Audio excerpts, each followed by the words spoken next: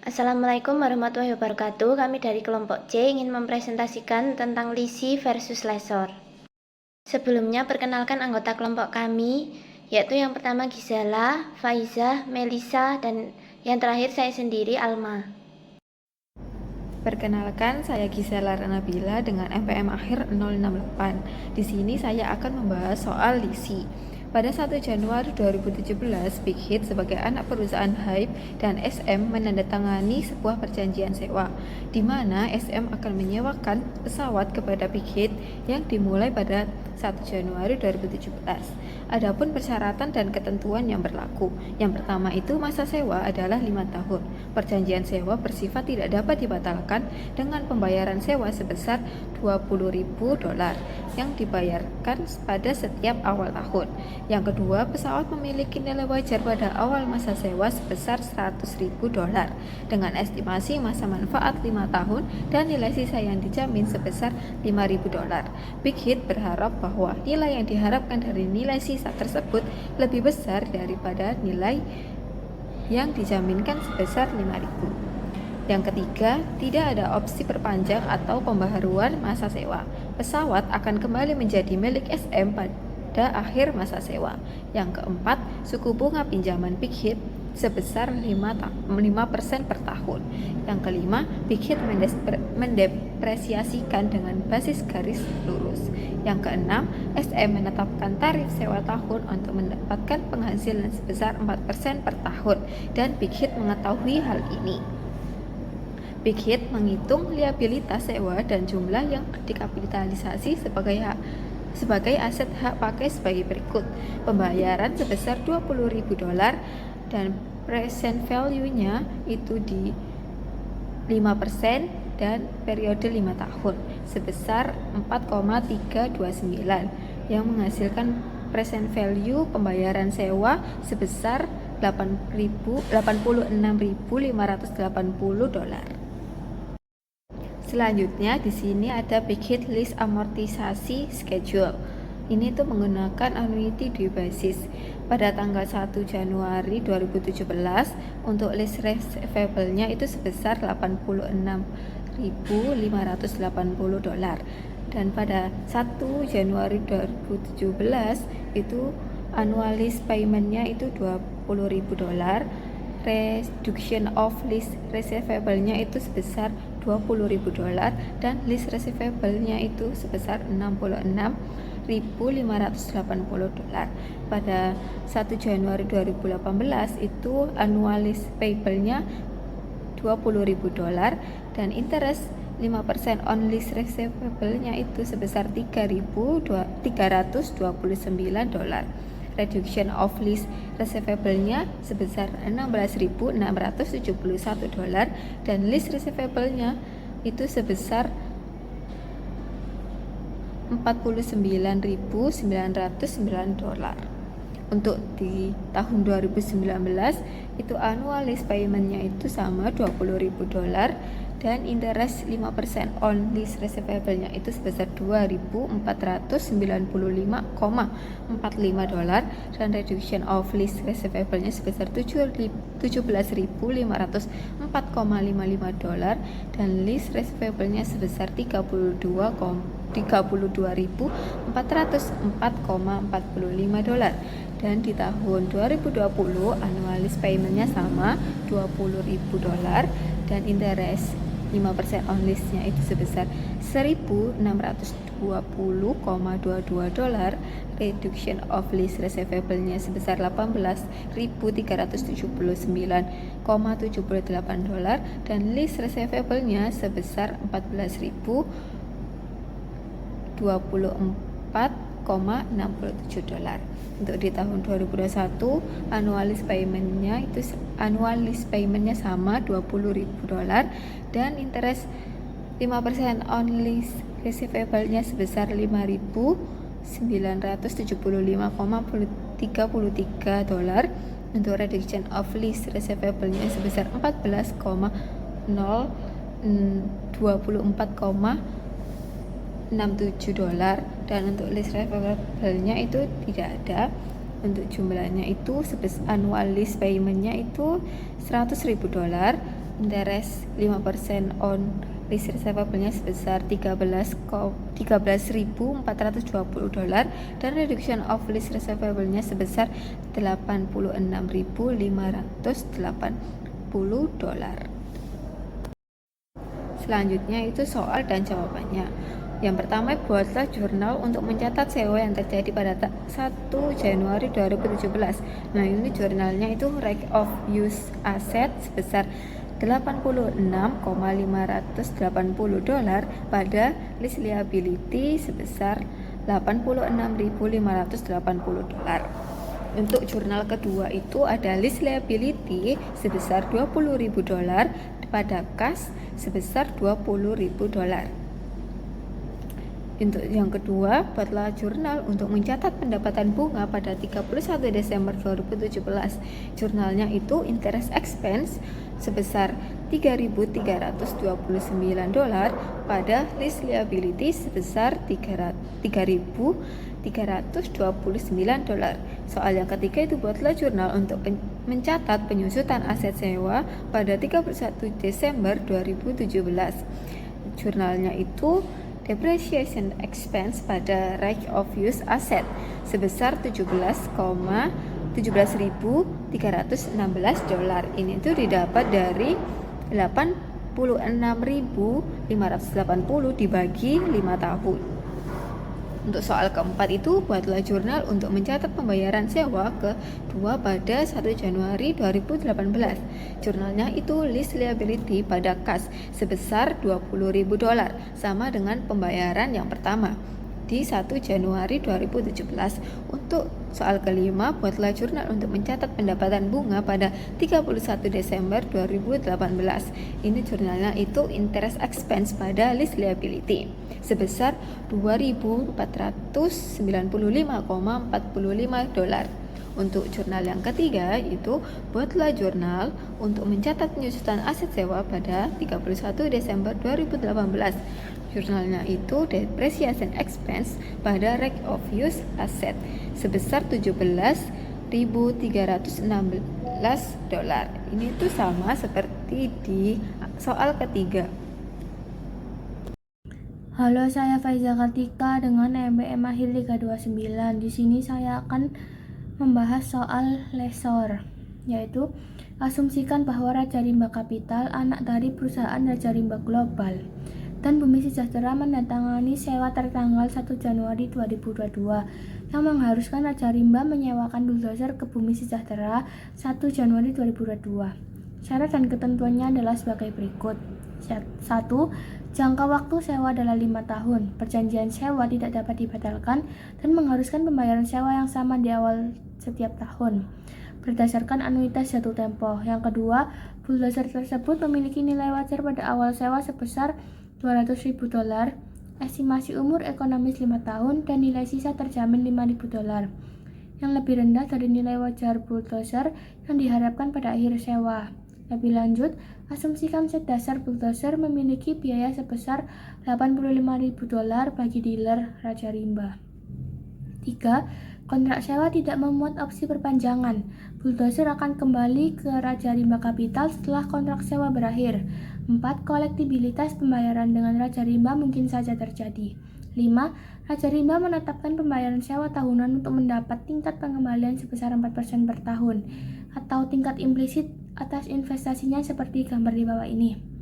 Nilai wajar peralatan yang disewa yaitu bulldozer tadi sebesar $200.000 dikurangi dengan nilai sekarang dari nilai sisa. Itu didapat dari $5.000 dikalikan dengan hasil PVF pada 5 tahun 4%, yaitu 0,82193. Jadi 5.000 dikali 0,82193 adalah 4.109,65. Jadi jumlah yang akan diperoleh kembali oleh lessor melalui pembayaran sewa adalah 200.000 dikurangi 4.195,65, yaitu 195.890.35.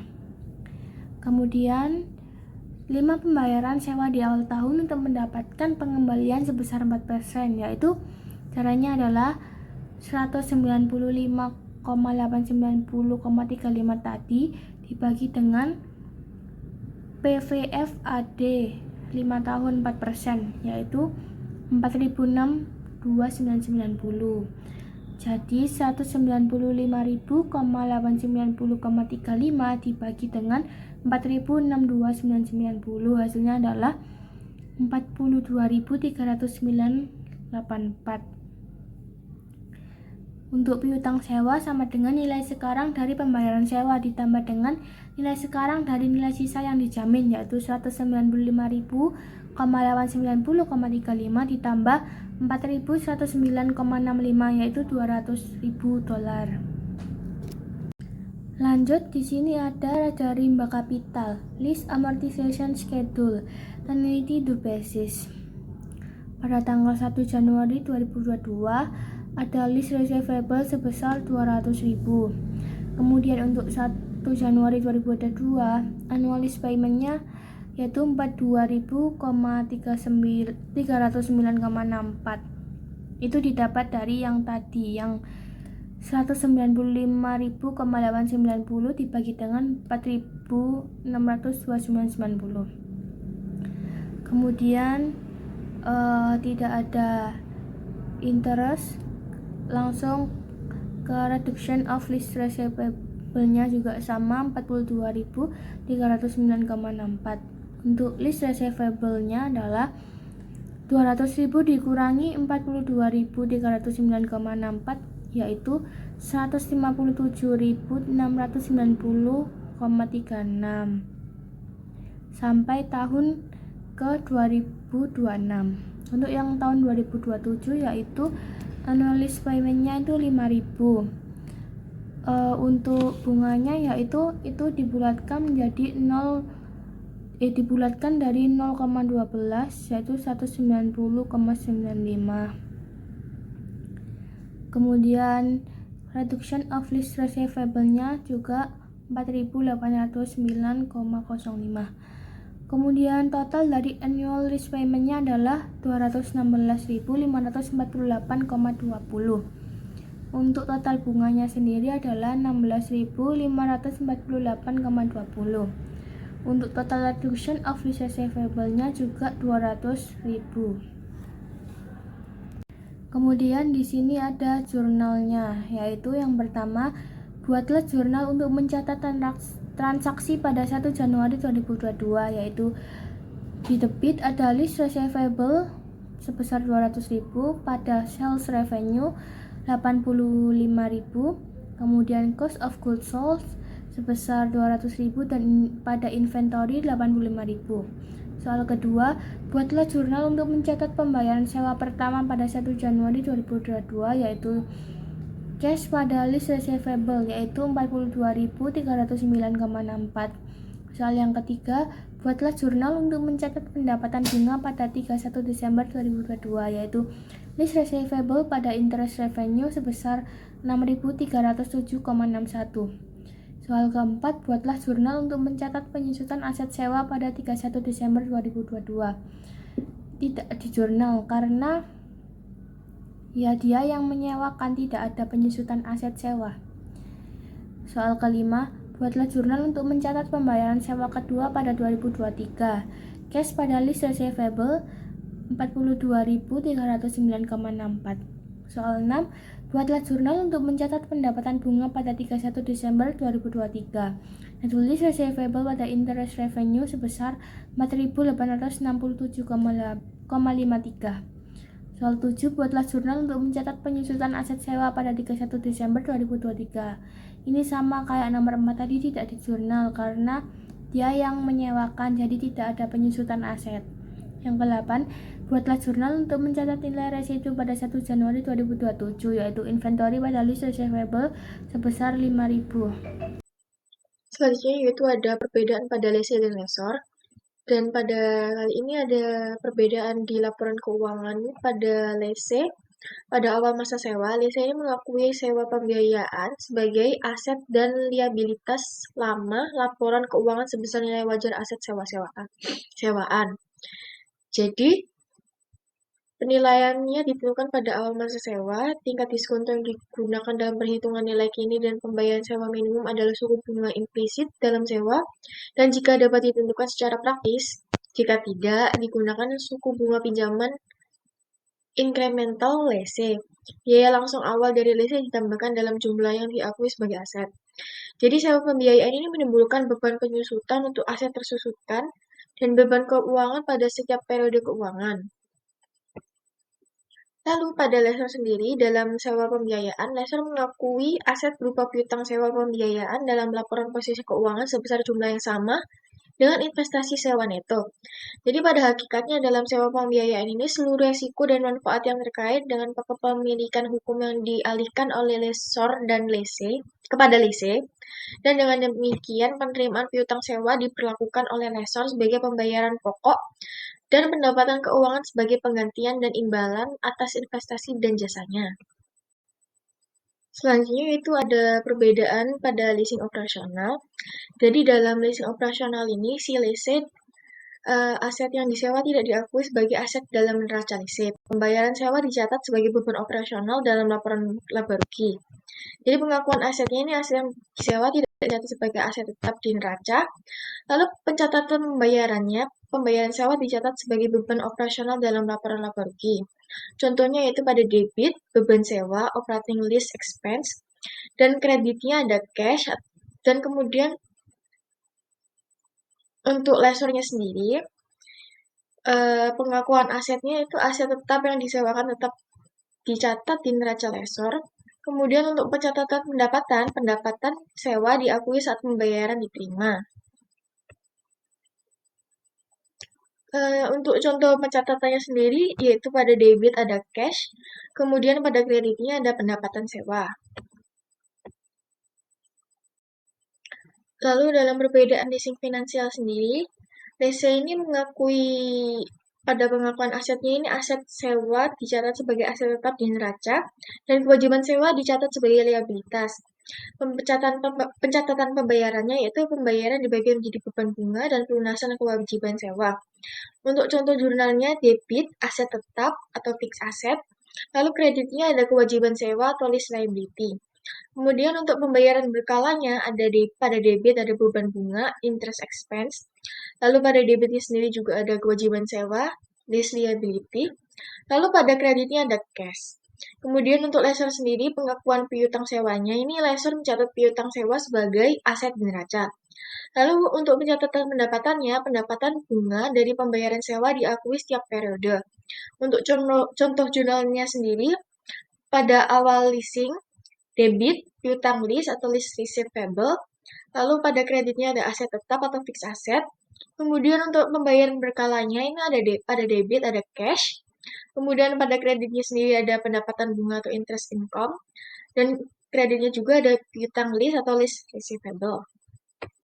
Kemudian perbedaan lisi dan lessor yang selanjutnya yaitu lessor dalam perspektif terhadap aset tetap memiliki aset yang disewakan dan mencatatnya sebagai bagian dari investasi atau aktiva tetap, tergantung jenis lease atau operating lease atau finance lease.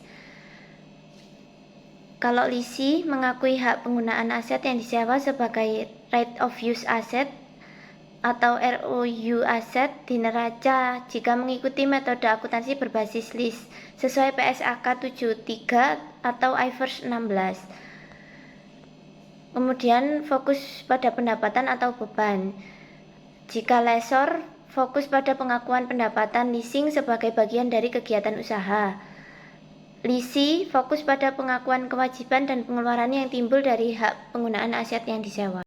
Sekian presentasi dari kelompok kami, maaf bila ada salah kata. Wassalamualaikum warahmatullahi wabarakatuh.